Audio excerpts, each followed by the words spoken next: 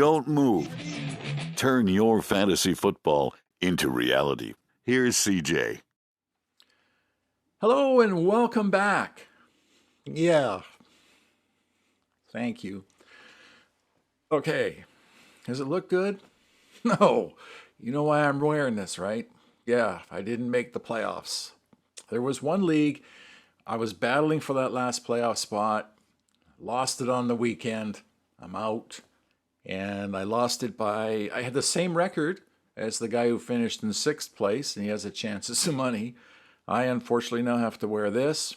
I don't know for how long, but 85 points difference over the course of the season.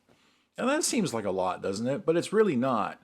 85 points over 14 weeks is what, 5 points a week? 6 points a week? You do the math. So it's a 10-player roster. How can I improve that? If I could improve my roster by only 6 points a week, I would have made the playoffs. And where's the first place team was 230 or 40 points. Let's say I have another 16, 18 points. If I had 20 points more a week, I would have finished in first place. Well, at least been battling for it. Sorry, this got to go. Sorry, I said I would. So this might be the last show we do before Christmas, which is why that was out there. But Merry Christmas, you know. But getting back to the point of this whole thing is that, do I have to rip my roster apart now in order to make the playoffs next year?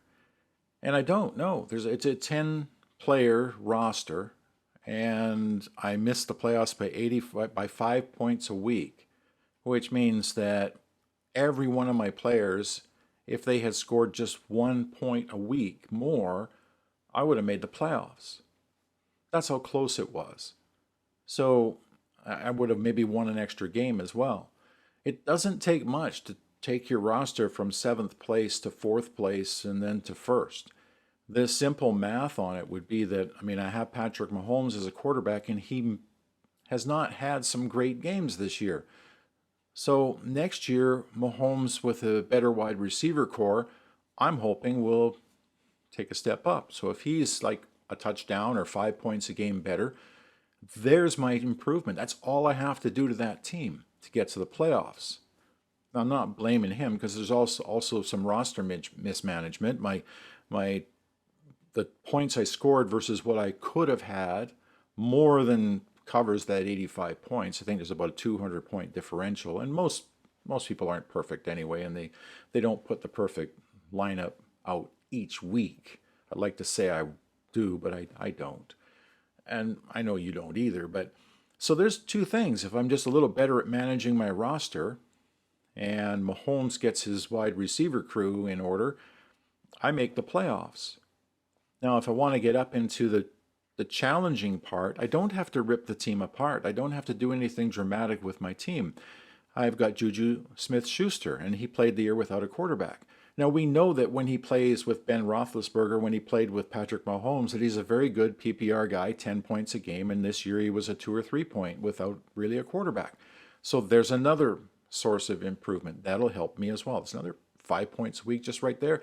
And my tight end position was only getting me 2, 3, 4 points every week. I was expecting better things from guys like Schultz and Juwan Johnson. Didn't get it, but all of a sudden McBride came to the rescue late in the season, so there's another 5 or 6 points. So without touching my roster, without doing a thing, as long as there's improvement from, a guy like Juju and a quarterback, maybe you had injuries at quarterback, whatever the case is, but those two improvements plus my tight end improvement, and now I'm a playoff team without messing with my roster, without changing anything. Now, next year on that team, I don't have a first-round pick, but that's okay.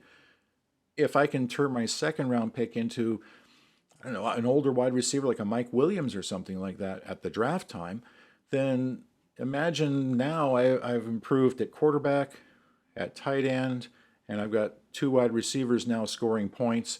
That more than covers that 85-point deficit, probably moves me as high as 2nd or 3rd place, and with a little luck, maybe I'm at the top of the league. So all I'm getting at here is just because you didn't make the playoffs, just because you didn't win your league, Analyze it before you start ripping things apart. How many points did you need? If it's, let's say it's 280 points between you and first place, where you want to be. That is 14 weeks, that's 20 points a week. How many players you have on your team? That's 2 points a player or whatever it is. Just work on improving each individual player just a little bit. And if you get lucky and maybe you trade a couple of guys and you wind up with someone who's like a Jefferson or something like that, well, maybe that's what moves you up. But don't just look at your team and go, wow, my team is crap. I don't know what I'm doing, because you do know what you're doing, and you did put together a good team. There was a little bit of roster mismanagement, which we're all guilty of. That's not just you. Our quarterback, well, this year's quarterback, it was something like 66 quarterbacks used in the NFL this year. That's this amazing number. So some of it's your fault. Some of it's my fault. Some of it is just luck. But the team you have is probably good enough to take some steps if you just look at it the right way. So I'm just looking at those 4 guys. Juju gets better. McBride, now I have a tight end. Mahomes has some wide receivers, and maybe I use my second-round pick to get a better wide receiver. And now I'm in the playoffs. And when you get in the playoffs, anything can happen. And then you don't have to worry that goofy thing that I just threw on the floor. But if we don't do another show before Christmas, Merry Christmas. Thanks for subscribing and liking. Please continue. In the new year, we'll have all kinds of great stuff about how to fix your lineup and win your championship next year. I'm CJ. Merry Christmas. Happy New Year. Enjoy the playoffs.